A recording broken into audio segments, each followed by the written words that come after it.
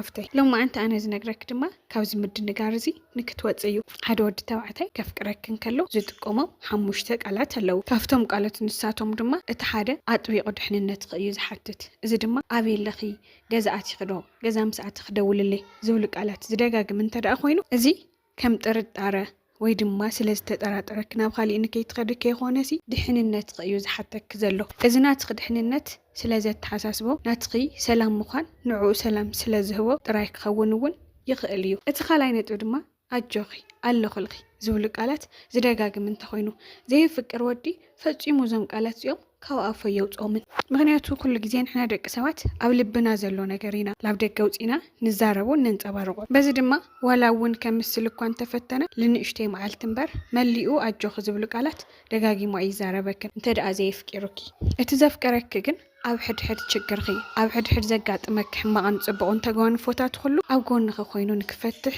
እዩ ዝሙክር እታ ሳልሰይቲ ነጥብ ድማ ውዕለኺ ከመይ ነይሩ ኢሉ ይሓትኪ መብዛሕትኦም ደቂ ተባዕትዮ ናይዛ ኣፍቃሪቶም ውዕሎ ንክሰምዑ ብጣዕሚ እዩ ዝስልችዎም ልክዕ ድማ ከም ጭቕጭቕ መሲሉ እዩ ዝስምዖም እዚ ሓቀኛ ኣፍቃሪኺ ግን ውዕለኺ ብምሕታት እዩ ዝጅምር ምክንያቱ ከመይ ውዒላ ኢሉ እንዳተጨነቐ ስለ ዝወዓለ ናትኺ ክብሪ ክብሩ ናትኺ ሰላም ሰላሙ ናትኺ ደስታ ደስትኡ ገይሩ ስለ ዝወስዶ በዚ እዩ ድማ ውዕለኺ ደጋጊሙ ዝሓትት ተባዕታይ ካብ ልቡ እዩ ዘፍቅረክ ዝብለክ ዘለኹ እቲ ራብዓይ ነጥብ ድማ ብኣኺ ብጣዕሚ እዩ ዝኮርዐልክ ኮየ ንስኽናተይ ብምዃን ክሕጉስ እየ ዝብሉ ቃላት እውን ይዛረበኪ እዚ ብዛረብኡ ጥራይ ከይኾነ ምስሊ ተፈላለዩ ሰባት ከፋልጠክን ከለዉ ወካብ ትገብርሉ ድዩ ላብ ተፈላለዩ ቦታ ኣብል ትኸድሉ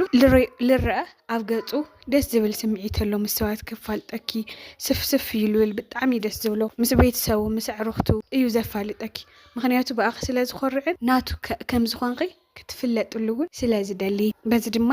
ከም ዘፍቀረክ እውን ትፈልጥ ትኽእል ኢኻ ሓፍተይ እቲ ሓምሸይቲ ነጥብ ድማ ንፈትሖ ኢና ንገብሮ ኢና ንሓልፎ ኢና ዝብሉ ቃላት ደጋጊሙ እዩ ዝፅውዕ ምክንያቱ ናይ ሓባርነት ንስኺ ኣብ ሂወቱ ከም ዝኣተኺ እዩ ዘመልክት ዘሎ ርእሱ እውን ኣሚንዎ ኣሎ ካብዚ ዝተለዓለ ድማ እቲ ቃላቱ ክእዘዞ ዝኽእል ንገብሮ ኢና ንፈትሖ ኢና ኣጆኺ እዩ ዝብለክ ኩሉ ግዜ ፀገም ክጋጥመክ እንከሎ ቀሊሉ ትፈትሕዮ ኢኽ እዩ ዝብለክ ዘየፍቅረክ ወዲ ኣፍቃሪኽ እንተደኣ ኮይኑ ካብ ልቡ ዘፍቅረክ እንተደኣ ኮይኑ ግን ንፈትሖ ኢና ብሓደ ኮይና ክንሓልፎ ኢና ኣጆኺ ኣለኹልኺ እዩ ዝብለኪ እዞም ቃላት እዚኦም ዝደጋግም ወዲ ተባዕታይ ጎንኽ እንተደኣ ሃልዩ ሓፍተይ ኣጥብ ቀቢልካ ሓዝዮ እዚ እቲ ሓቀኛ ኣፍቃሪ ዝገብሮ ተግባራት እዩ ንቻናለይ ድማ ሓዳሽ እንተደኣ ኮይንከ ቻናለይ ሰብስክራይብ ብምግባር ቤተሰብ ኮኒ ቀፃሊ እውን ሕፅር ብዝበለ ጠቐምቲ ምክርታት ሒዘልክን ክመፅየ ብደስ ዝብል ቪድዮ ክስካብ ንገናኝ ቻው